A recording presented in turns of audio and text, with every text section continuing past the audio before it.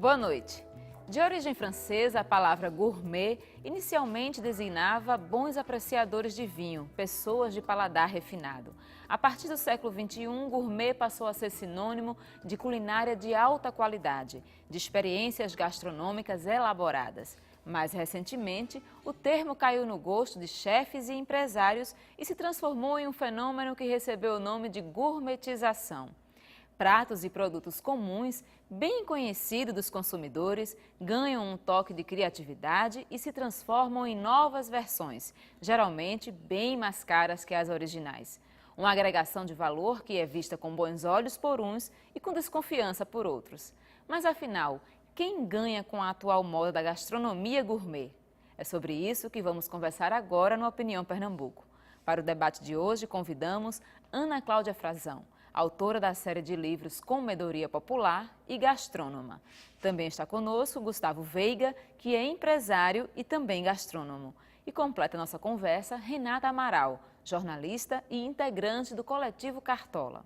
A gente lembra que você pode participar do programa enviando sua pergunta, seu comentário para o e-mail opiniãope@ufpe.br ou para as nossas redes sociais pelo Twitter no @opiniãope e na nossa página no Facebook. Olá, boa noite, sejam muito bem-vindos. Eu queria começar perguntando o que cada um de vocês entendem como gourmet e como gourmetização. O que é que cada um acha desses dois termos tão em moda atualmente? Acho que a Ana Cláudia pode começar. Eu penso que o termo gourmet, ele realmente designa uma gastronomia mais elaborada, mais rebuscada, mais rica no uso da matéria-prima. E, portanto, um produto que, no final, ele agrega um conjunto de valores. E a gourmetização, que é um termo já bem recente, eu associo a algo que meio que usa como pano de fundo a própria palavra gourmet, em detrimento do consumidor, aplicando muitas vezes preços extremamente elevados que não se justificam pelaquela preparação em si. Então, acho que tem aí um ruído entre o próprio conceito do que é um produto gourmet e a gourmetização. É como que o plano B da cozinha contemporânea, que até pouco tempo nós ouvimos a exaustão e agora meio que sumiu e deu vez à gourmetização. Gustavo, além de gastrônomo, você também é empresário e está no dia a dia aí de vender essa matéria-prima que é o alimento, que é a comida. Como é que você vê essa questão dessa moda, do produto gourmet, da gourmetização? Olha, eu acho que a gente tem que entender que há 10 anos atrás a gente não tinha nem faculdade de gastronomia, né? Então a gente tem que ver que as coisas... Houve uma evolução de um tempo para cá, houve jovens entrando na faculdade, saindo para o mercado de trabalho. Isso você diz aqui em Pernambuco, aqui né? Aqui em Pernambuco. E aí existe, claro, uma sede, eu acho, recente de você inovar. Agora, eu acho que a gente tem que saber diferenciar essa inovação, né, do que a Ana falou, que é da gourmetização em si como uma palavra pejorativa de que a pessoa está querendo se aproveitar, de repente, do consumidor, por um mero detalhe, ou por uma embalagem, ou por uma roupagem diferente de um alimento, uma coisa assim, entendeu?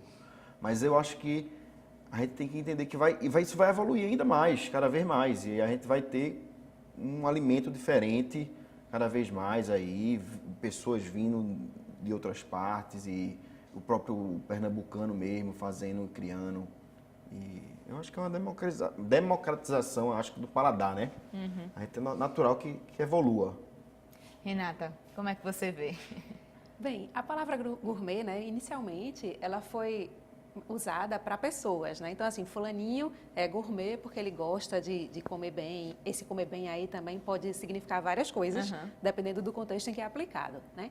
E agora, recentemente, esse nome foi colado em alguns produtos, muitas vezes sem nenhuma modificação no produto. Por exemplo, você pega um brigadeiro, que é a coisa mais comum, mais brasileira que tem, festinha de criança, né? A gente desde pequeno é muito acostumado a comer brigadeiro. E aí, hoje em dia, assim, pronto, você de repente faz o mesmo brigadeiro, coloca o nome gourmet, aí cobra o preço de 5 brigadeiros por um brigadeiro, né? Então, assim, muitas vezes o que acontece nesse fenômeno da gourmetização é que a qualidade do produto não corresponde ao que está sendo cobrado, né? E eu acho que isso é uma questão complicada, né? Porque tem essa, para usar um termo bem do marketing, que essa questão do agregar valor, né? Só que o valor realmente está ali ou é simplesmente uma enganação do consumidor, né? Então, acho que a grande questão talvez seja essa. Essa questão da gourmetização é uma coisa tipicamente brasileira ou isso ocorre em outros países também, Cláudia?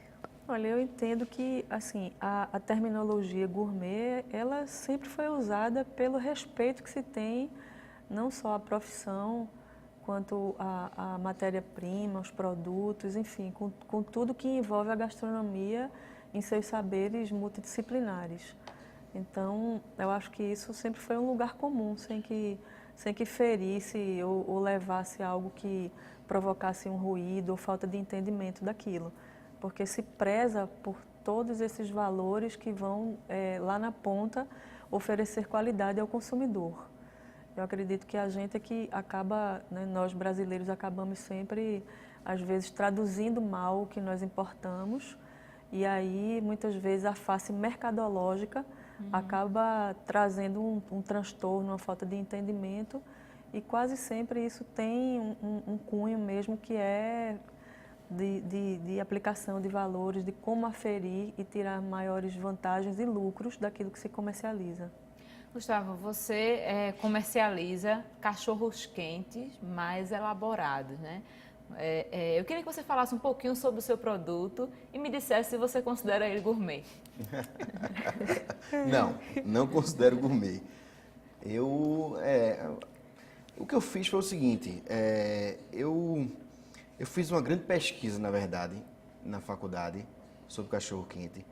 E quando você entra muito dentro de uma pesquisa, você começa a ver que tem uma variedade e uma gama de coisas que foram feitas com cachorro-quente. Cachorro-quente é um negócio muito antigo, né? Muito comum em vários países europeus, nos Estados Unidos. Foi uma grande saída numa época difícil dos Estados Unidos, passou de recessão, foi as pessoas montarem seu negócio com cachorro-quente. Sempre foi uma comida barata. E aí realmente sempre foi uma comida barata. O que eu fiz foi o seguinte, eu vi um mercado que não estava sendo explorado e que poderia, de repente, o próprio mercado aceitar uma coisa diferente. Então eu peguei umas ideias que eu tinha, umas vivências que eu passei em restaurante, cozinhando e algumas ideias, e comecei a criar uma coisa. O primeiro cachorro-quente que eu fiz, quando eu comecei o meu negócio, que foi começando em evento de carnaval, o primeiro cachorro-quente que fiz, o pão, ele usava fruta-pão. E o fruta-pão é daqui de Pernambuco, né? Não é daqui de Pernambuco, mas foi muito utilizado aqui em Pernambuco, anos atrás. Uma coisa bem brasileira, né? Bem brasileiro, assim. E hoje é difícil você achar fruta-pão, por incrível que pareça. No mercado, nas feiras, é difícil. E é um negócio, assim, altamente nutritivo, que dá Então você modificou realmente os ingredientes? Eu modifiquei os ingredientes. Eu tirei, por exemplo, o açúcar industrializado, botei rapadura no lugar do açúcar industrializado. Além de mais barato, é mais nutritivo, dá um cheiro diferente no pão. E aí, como é que você Veja, eu realmente agreguei valor ao meu produto. E aí eu fui testar para ver se o produto é aceitável para o mercado, porque isso é uma questão de oferta e demanda. Se o consumidor não compra, eu não vendo. E se eu não vendo, como é que vai ser? Entendeu? Aí não adianta. Então foi um teste, eu fui fazendo tentativa e erro realmente. E cheguei num cardápio, que eu achei que era um cardápio que o consumidor ia aceitar, que ia ser uma coisa normal. O cachorro-quente é um produto que foi muito tempo chamado como Comer Morreu, né? E cobrava R$ 2,50, que é uma coisa que era... Quanto assim, custa o seu cachorro-quente mais caro? O mais caro é R$ 17,90. O mais barato, R$ 8,90. Então é uma coisa assim, mas como eu estava explicando, eu acho que, por exemplo, uma salsicha minha é uma salsicha artesanal, uma salsicha pura carne, não leva gordura, não leva... Se justifica o preço, Se então, justifica, né? Eu queria pelo saber... custo, né, também. Entendo.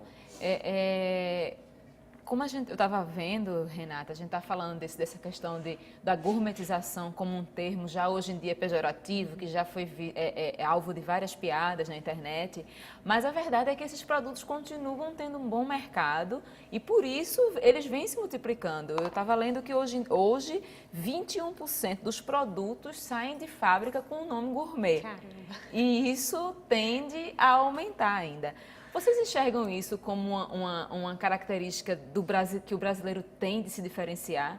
Ele entende o gourmet como sendo mais caro e por isso melhor, e daí vem a vontade de consumir esse produto, mesmo que ele não tenha nenhum diferencial no fim das contas? Eu acho que aí teria que ser uma explicação realmente sociológica, que eu não sei se eu vou poder cumprir, mas assim, existe sim essa coisa da diferenciação, sem dúvida, assim, na nossa sociedade, né? De se distinguir, de ser diferente dos demais, de se destacar de alguma maneira. Não sei se seria uma coisa somente do Brasil, mas que aqui certamente é muito forte.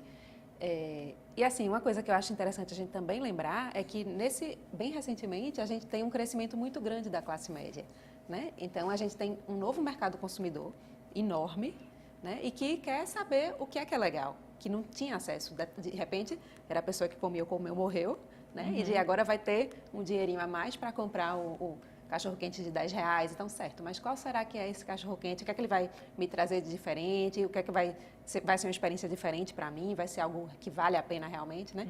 Então, existe uma certa necessidade de buscar esse tipo de orientação, né? Então, quando a gente cola esse termo gourmet, às vezes é uma orientação um pouco falsa, né? Porque se realmente existe um produto diferenciado, eu acho que, inclusive, Gustavo falou que o cachorro-quente dele não usa o nome gourmet. E, assim, eu acho que quando você já está dizendo, olha, eu sou gourmet, assim, já desconfie, né? Se você é bom, você não precisa ficar dizendo, né? É como se fosse, olha, eu sou o melhor e, não sei, eu acho que tem um pouco esse lado, sabe? De você fazer uma propaganda que muitas vezes não justifica. Ana, como autora de livros que fala da comida popular, você entende que comida popular é contrário de comida gourmet, necessariamente? Eu acho que tem um ponto em comum que, independente de ser popular ou de uma cozinha sofisticada, há de se respeitar as boas práticas, há de se respeitar a maneira de como se prepara aquilo, a própria matéria-prima. Então, eu acredito que comida é comida. O valor que aquilo vai custar vai depender naturalmente do contexto em que se encontra o produto. E, como o Gustavo estava falando, ele não precisa chancelar os cachorros quentes que ele vende como gourmet, mas a relação dele com o consumidor já é uma relação de nivelamento, de procurar assim, atender melhor as exigências do mercado. Então, não precisa sublinhar que é gourmet ou que não. Ele já faz o papel dele de forma autoral, fez uma pesquisa, né, chegou naquele cardápio. E eu acho que comida ela tem que ser respeitada independente de onde quer que você vá se alimentar. Se é na beira da praia, numa barraquinha ou num restaurante de luxo, seja lá como for, a integridade física, a alegria de quem está ali comendo, né? O que motivou a escolher aquele estabelecimento, aquele local, tem que ser, no final das contas, mantido da melhor maneira possível. O que eu tenho em dúvida, assim, que eu queria te perguntar era, por exemplo, uma comida popular do Brasil como a feijoada, por exemplo. Muitos chefes eu já vi, principalmente no Sul e Sudeste, disseram que gourmetizaram a feijoada, em vez de servir com farofa, servem com paçoca de não sei o que lá, e enfim, saem mudando os ingredientes e dizem que continua sendo uma feijoada. Aí eu queria a tua opinião, continua realmente sendo uma feijoada? Aquela comida continua sendo aquela comida popular que a gente conhece? Não, naturalmente que não. Eu tenho uma foto que eu gostava muito de usar em sala de aula, que é uma foto do começo dos anos 90, que foi uma feijoada premiada. E eu gostava muito de levar para a sala de aula e exibia só a imagem para ver se alguém adivinhava o que era aquilo. eu contava, acho que tinha uma média de 8 grãos de feijão. Era um prato assim, um prato cuja plasticidade dele, inegavelmente, era incrível. Bonito. Bonito e tal. Mas eu, particularmente, não conseguia enxergar aquilo como feijoada. Então, eu acho que tem uma limitação, uma fronteira que se faz daquilo que criou-se a partir de um processo histórico e a identidade que pode se aplicar autoral às questões da contemporaneidade, que a contemporaneidade naturalmente vai respirar movimento, criatividade, e eu não acho que isso seja um erro, não, só que tem um limite dentro desse entendimento. Eu acho que esse outro prato talvez seja inspirado na feijoada e não a feijoada. Eu queria ouvir a opinião de você sobre isso, mas a gente precisa fazer um intervalo, é rápido. A gente lembra que você pode participar do programa enviando sua pergunta, seu comentário para o e-mail opiniãope@fpe.br e para as nossas redes sociais no Twitter, no @opiniãope e no Facebook. Não saia daí que a gente volta daqui a pouco.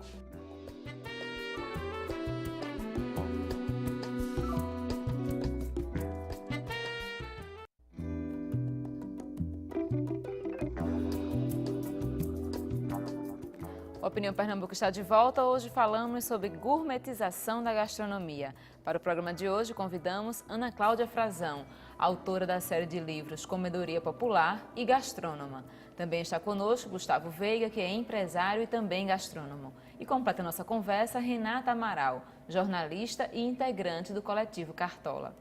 Bom, como eu estava conversando com Ana Cláudia no último bloco, qual é o limite, Gustavo, entre as modificações que você fez no seu cachorro-quente, da descaracterização da comida original? Como é que você entende essa modificação, essa agregação? Ela é sempre bem-vinda? Ela é uma evolução normal da culinária? Eu acho que quem dita isso é o mercado, sabe? Por exemplo, eu vou dar um exemplo aqui prático. Eu tenho um cachorro-quente lá que eu me inspirei na culinária italiana. Ele é uma salsicha 100% porco, carne de porco. É um pão, um baguete, com pimentões salteados, coloridos, vermelho, amarelo e verde, e um molho roti. Esse cachorro-quente é o que menos vende lá. É o que eu mais gosto, mas é o que menos vende. Porque o mercado não... Quem determina, assim... a descaracterização, veja, a descaracterização eu acho que determina você que está fazendo, que vai, e o mercado ditando se vai consumir ou não aquilo ali, né? Aí tem que entender que eu estou com um produto que vai ser vendido e que alguém vai ter que consumir. Quem vai dizer isso é o consumidor.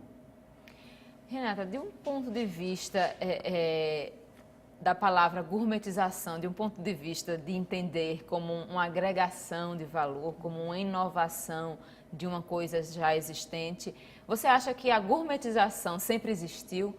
A inovação de comidas que a avó fazia, que a mãe fazia e que alguém tem a ideia de acrescentar um ingrediente novo, isso então não seria uma coisa nova, essa questão da gourmetização?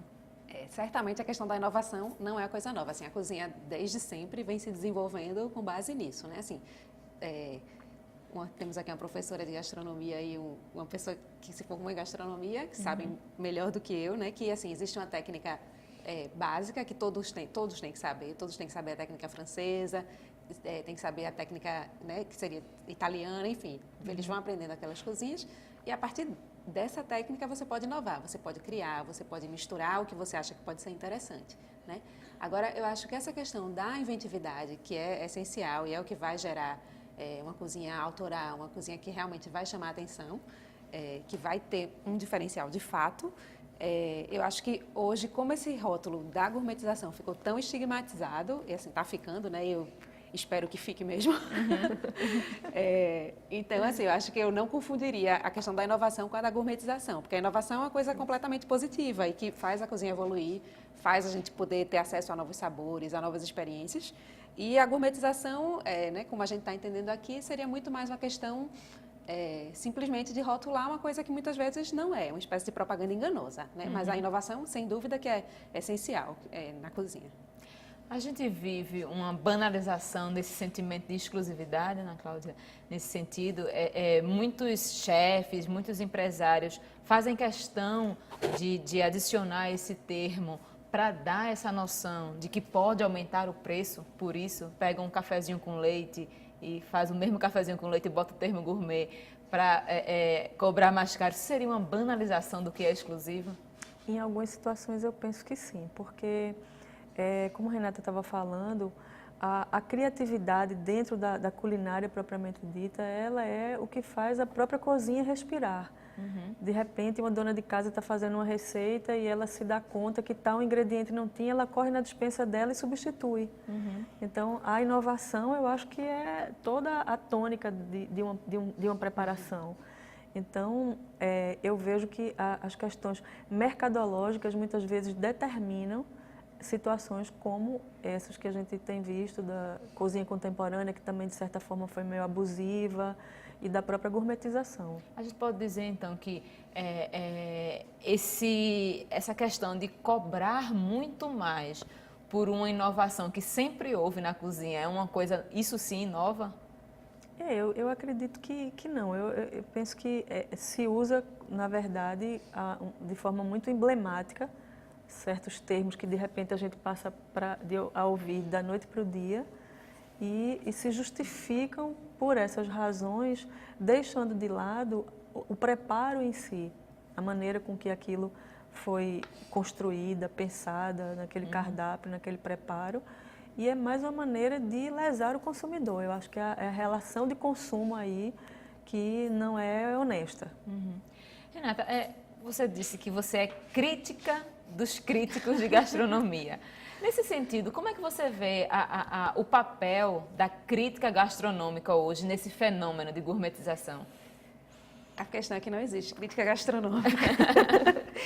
Explique melhor. Bem, eu venho pesquisando há mais de 10 anos, na verdade, a questão do jornalismo gastronômico no Brasil. E, assim, existe crítica gastronômica no Brasil, mas, assim, no nosso mercado, por exemplo, a crítica é praticamente inexistente. E por que eu digo isso, que a crítica não existe? Porque você, para criticar, você tem que estar à vontade. E existe uma certa promiscuidade, digamos assim, no nosso mercado, que o que acontece? Os jornalistas, todo mundo sabe quem são, eles se identificam, eles não são anônimos. Né? O ideal seria o jornalista, o crítico, chegar no restaurante sem que ninguém soubesse quem ele é. Por que isso? Porque ele tem que se esconder. Não é que ele tem que se esconder, é que ele tem que se passar por um cliente comum. Né? Só que isso não acontece. Então, você vai para um jantar convidado, obviamente, o que vai acontecer? Vai ser tudo lindo, maravilhoso e perfeito. O restaurante normalmente pagando, né? O restaurante, você é convidado, você, né? O veículo, claro que não é o crítico que deveria pagar a refeição, mas sim o veículo, né? O jornal onde ele trabalha, a revista, enfim. Então, nessas condições, fica uma situação bastante irreal. Tanto que acontece muito de a gente, às vezes, ver... A gente lê em determinado jornal que um restaurante é maravilhoso, chega lá e a nossa experiência não é igual, né?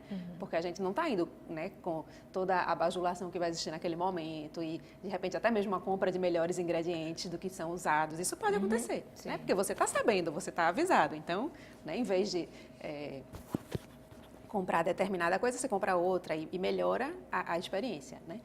E nesse contexto...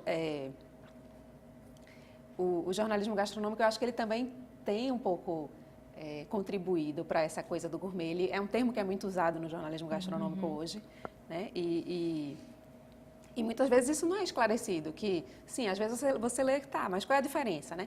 É óbvio que, assim, Gustavo explicou agora bem direitinho como é que é o cachorro-quente dele. A gente conseguiu perceber. Ele usa, em vez de usar uma salsicha de R$4, ele usa de 30, né? Então, realmente tem uma coisa diferente. A qualidade deve ser diferente, né? Mas, muitas vezes, isso não fica claro para o leitor, né? E, obviamente, quem sai perdendo é o leitor.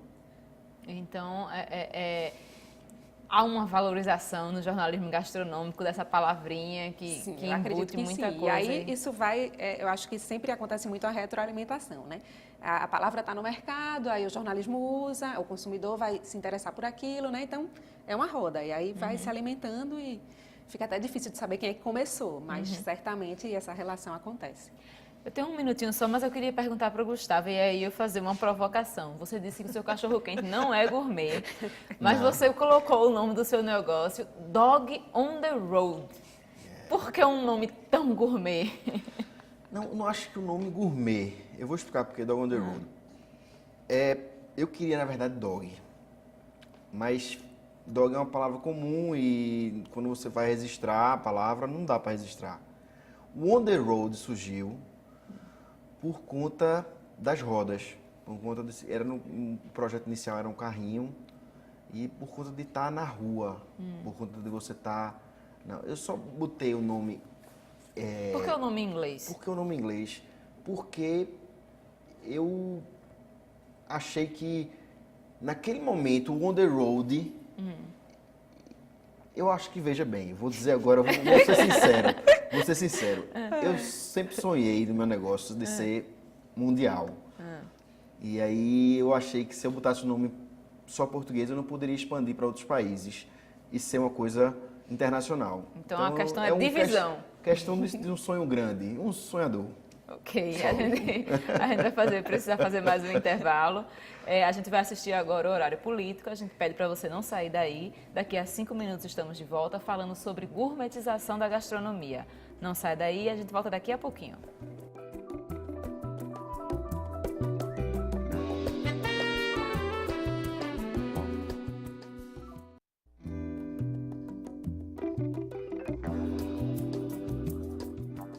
Estamos de volta com a Opinião Pernambuco. Hoje conversamos sobre gourmetização da gastronomia.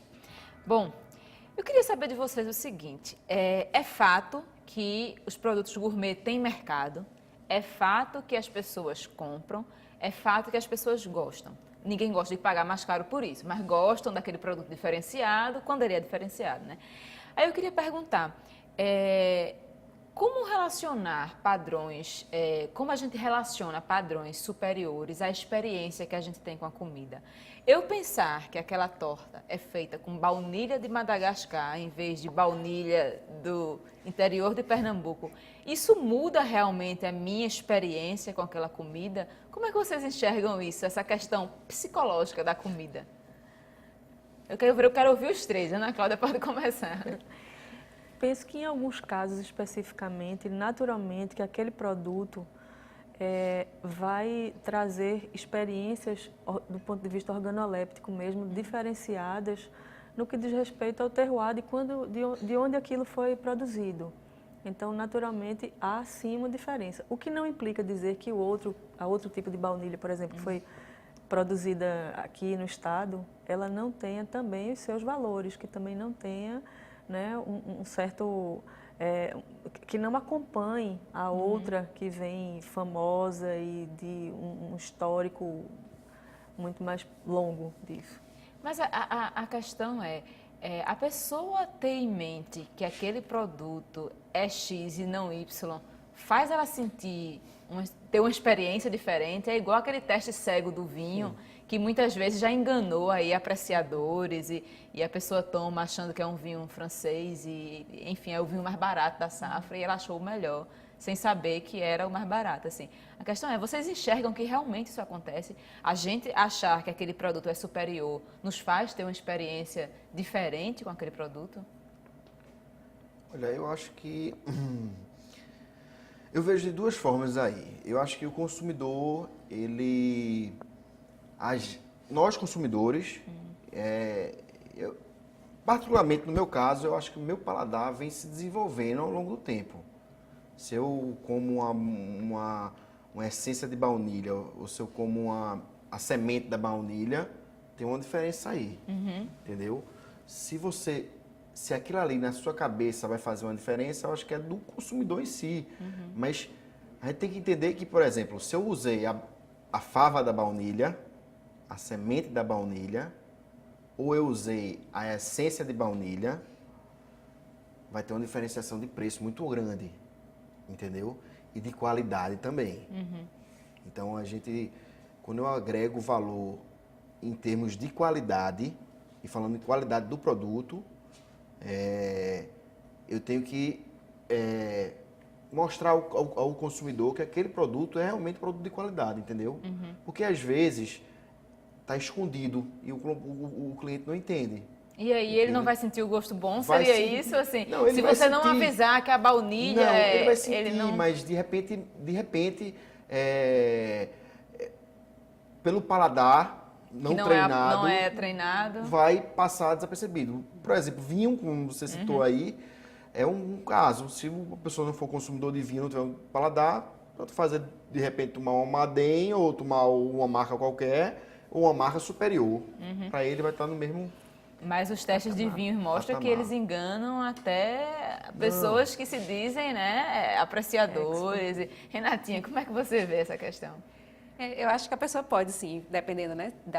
Vai depender muito de pessoa para pessoa. Se a experiência que ela tem com gastronomia, se ela tem esse interesse de sempre tentar provar alguma coisa nova e experimentar e ir desenvolvendo esse paladar, né? Mas certamente que a pessoa pode ficar sugestionada, porque me falaram que tem isso, aí de repente ela pode ser que ela sinta uma coisa que nem está sentindo, na verdade. Como também acho que ela pode, se ela não tiver avisada, ela pode notar que aquele produto tem alguma coisa diferente, mas nem saber explicar direito por quê, né? E de repente ela pode ver, se você realmente provar sei lá, um pudim ou alguma sobremesa que tenha essa questão que ele falou da baunilha, a fava da baunilha para a essência, realmente a diferença é muito grande. E se você nunca experimentou, talvez você não saiba o que é, mas eu tenho certeza que se você colocar uma do lado da outra, a maioria das pessoas vai perceber, porque é uma diferença de aroma, de sabor muito grande, né? Então, dependendo do produto, acredito que isso seja percebido sim. A relação que a gente tem com a comida e hoje em dia com quem faz essa comida, Ana Cláudia, a gente vê hoje aí muitos chefes de cozinha famosos que viraram estrela mesmo e que muitos não aceitam críticas, não querem ser, né? Enfim, não querem ver suas obras sendo criticadas e tal. Como é que você vê essa relação e como isso mudou a nossa percepção do que é comida, do que é alimento, enfim, da gastronomia como um todo? Eu acho que tem uma face meio caricata dos chefes franceses do século XVI, né, de todos aqueles que vieram a posteriori dessa história, que naturalmente a França é pioneira, né, por ter normatizado a gastronomia. E eu acho que o papel do chefe de cozinha não é o olhar narcisista que vai dizer que ele é um bom profissional, e sim o respeito, a maneira com que esse alimento é preparado, a relação dele com o ambiente de trabalho. Então, acredito que tem aí um conflito nesse sentido. Eu tenho aqui algumas perguntas dos nossos telespectadores. Emília Rodrigues, do Parnamirim, ela quer saber como os convidados enxergam a relação das pessoas com a gastronomia hoje, que é meio que a gente estava conversando aqui. Como é que as pessoas enxergam hoje o processo, o ritual de se alimentar? É diferente de antigamente? Como é que você vê isso, Renata? Eu acho que está havendo uma valorização cada vez maior da gastronomia, né? Então, assim, como eu falei, essa questão do crescimento da classe média, da nova classe média, então, assim, as pessoas começam a ter mais, não só elas, claro, né? Mas eu acho que é um fenômeno que é importante a gente destacar, que as pessoas começam a ter um acesso que antes não tinham, e aí começam a se interessar, começam a descobrir novos sabores, e isso é sensacional, né? Não tem, não vejo, acho um fenômeno interessantíssimo, não vejo nada de negativo nisso, assim. Então, as pessoas, por isso mesmo que eu acho que a gente tem que sempre ter esse olhar crítico, que eu acho que é compartilhado por todos aqui, assim, não tentar ludibriar, né? Pessoas que estão entrando nessa história agora, estão começando a descobrir, são pessoas que estão abertas a novas experiências, a novos sabores eu acho que é muito interessante que isso esteja acontecendo, né? Essa maior valorização, assim, é muito interessante, porque você vai, por exemplo, eu vou ao cinema, certo? Você vai ao cinema, mas depois você vai jantar, né? Tudo que você faz tem a ver com comida de alguma forma, né? É uma coisa que a gente come 3 vezes ao dia, pelo menos. Então, que né? se valorize isso. Exato, não é nada não, de ruim, eu acho que é uma relação que é saudável e que é válida. Justino Barbosa, da Embiribeira. Como vocês analisam a vinda para o Brasil do sistema de certificação Michelin? É adequado em nossa cultura? Gustavo, você como empresário, como é que você vê esses sistemas de certificação para a gastronomia? Olha, certificação e normatização e padronização são coisas boas. Padronização de serviço de qualidade, de atendimento, de produtos de qualidade, tudo isso é bom para o consumidor. Eu acho que isso, nesse ponto, é bom para o consumidor, porque uma certificação de que aquilo ali é um produto de qualidade passa por processos internos na empresa de certificação também, de padronização. Então, você tem que ter um ambiente higienizado, ter uma boa manipulação, práticas boas de manipulação no alimento. Então, traz uma confiabilidade ao cliente de que ele ali é um produto de qualidade. E você vai ter um atendimento também, um serviço de qualidade. Como é que você enxerga isso, Ana Cláudia?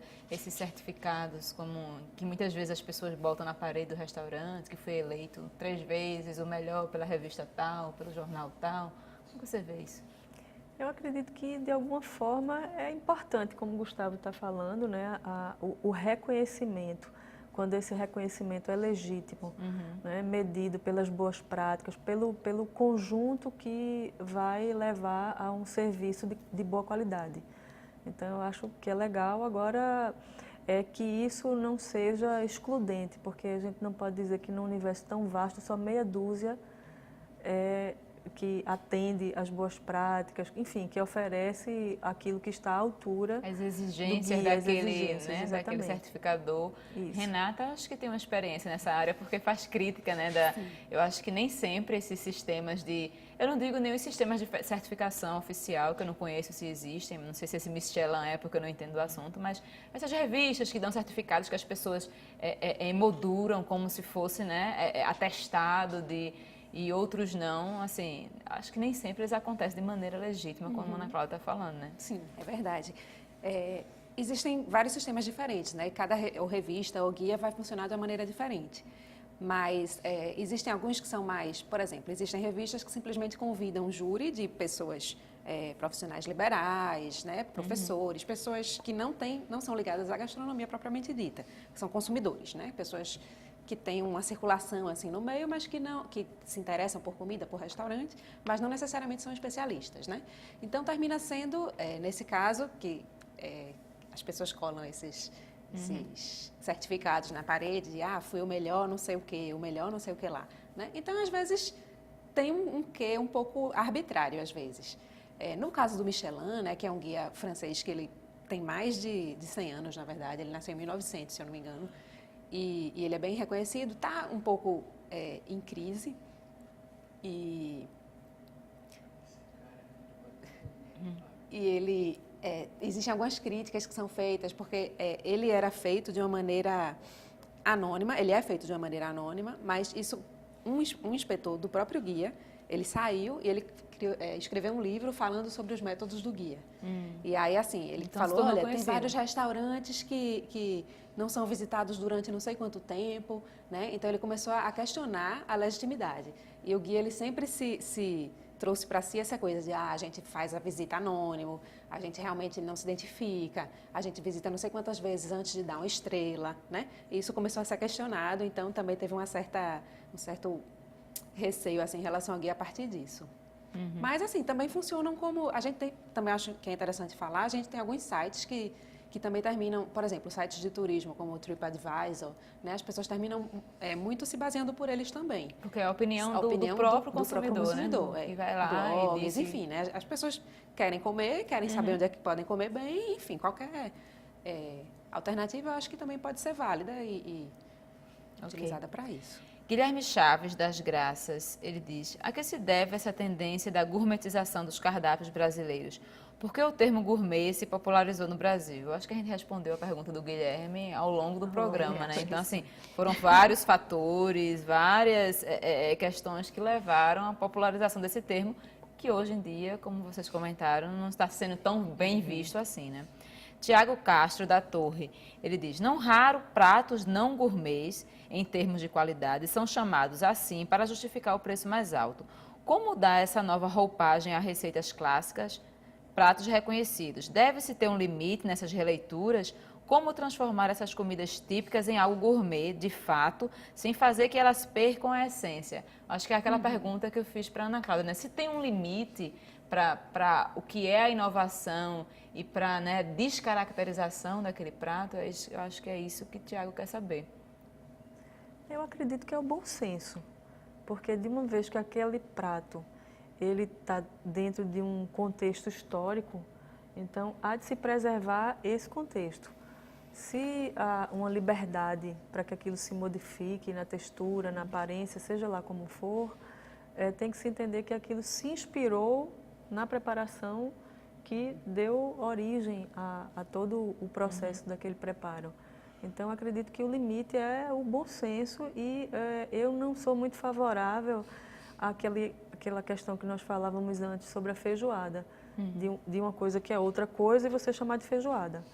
Então, citar como um exemplo também o nosso famoso bolo de rolo, que tem um contexto histórico, que a adaptação foi feita, cujo recheio é de goiabada, e hoje faz, como eu costumo brincar, até de água do mar, com tudo que se imaginar e quiser, tudo bem, é bacana, mas por ser um prato que está dentro de uma preservação como pertencimento da nossa cultura, eu acho que qualquer pessoa que compra e que leva tem que saber a história daquele que originou a preparação.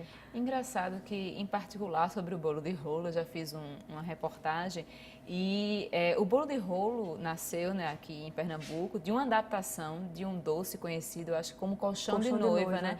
E engraçado que ele mudou de nome, assim, é o caso justamente da feijoada. Se a primeira pessoa que fez o bolo de rolo trocou os ingredientes, porque, enfim, ele vinha da Europa com ingredientes que só tinham lá, se eu não me engano, baseado em amêndoas, em coisas que não era comum aqui e que se trocou para goiaba, que se tinha muito aqui, e o nome virou outro. Então, assim, meio que virou outro prato, né? Então, acho que seria outra coisa, né? Eu assim, acho que inspirou-se. Seria inspirado, mas que virou outro prato, né? Isso. Então, nesse sentido, a gente pode dizer que toda a culinária é gourmet, já que ela é sempre inspirada em outra coisa. Existem pratos que nascem do nada, assim.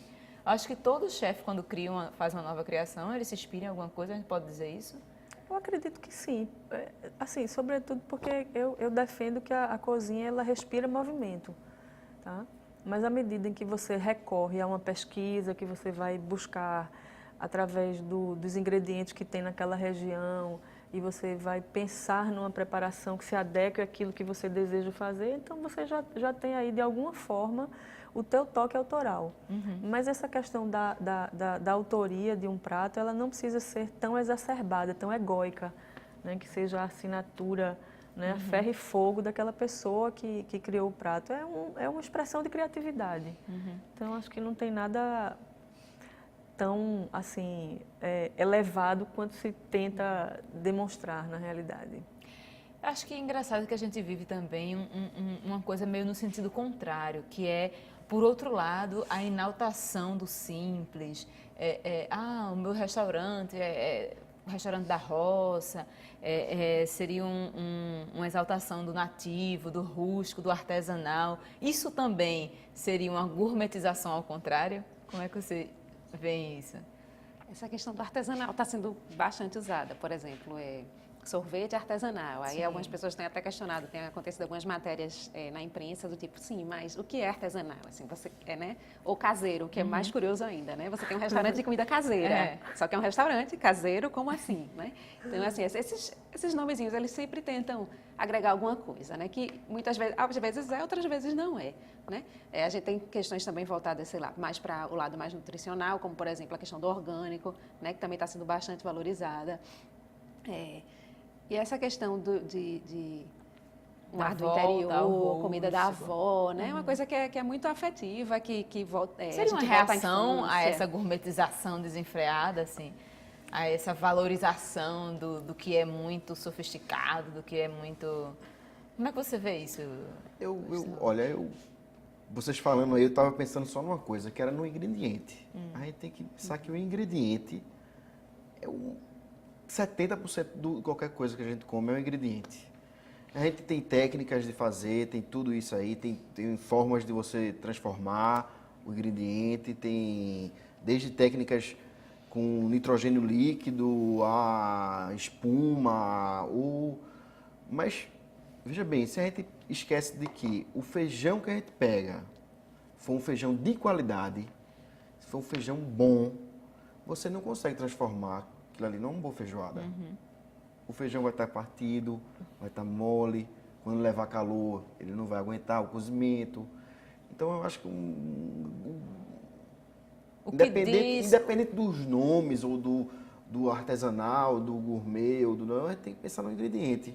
Então, ele seria o básico para você saber se um produto é diferenciado Para ser gourmet, ou para ser caseiro, ou para ser... Eu acho que é o ingrediente.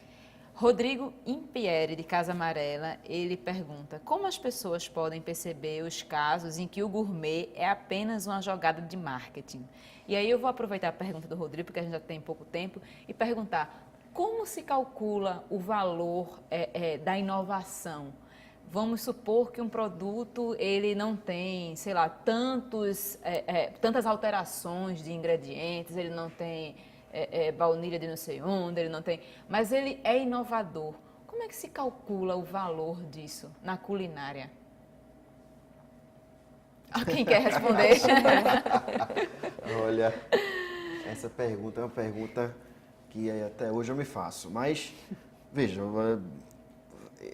se você for para um restaurante ou para um negócio, um comércio, o que for, você tem formas de precificar, né? De você precificar. Mais uma vez, o mercado puxa, né, que vai dizer, o mercado vai dizer se vai comprar ou não aquele valor, e você vai empurrando com os seus custos, né? Com os seus custos fixos. No meu caso, por exemplo, é autosserviço, não tenho garçom. Então eu tenho um custo fixo talvez menor, mas eu tenho uma cozinha de background que eu tenho que fazer, eu faço meu próprio pão, então eu tenho um padeiro, eu tenho um auxiliar de padaria para fazer o pão, para levar para o lugar local, tem a embalagem individualizada. Então existe o custo e aí o valor do mercado eu acho que o consumidor meio que dita também, porque... acho Então, nesse sentido, seria uma coisa meio subjetiva mesmo. A experiência que dita o valor. Seria isso, assim, a gente tá...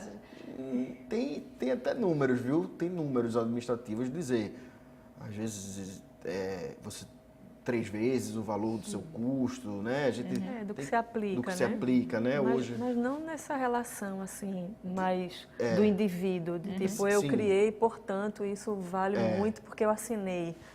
Então, é uma coisa bem complicada de se precificar, né? É difícil. Gente, infelizmente meu tempo acabou. Eu queria agradecer a presença de vocês. Muito obrigada, muito boa noite. Tá? Queria agradecer a você que nos assistiu até agora. Muito obrigada também e até o próximo programa.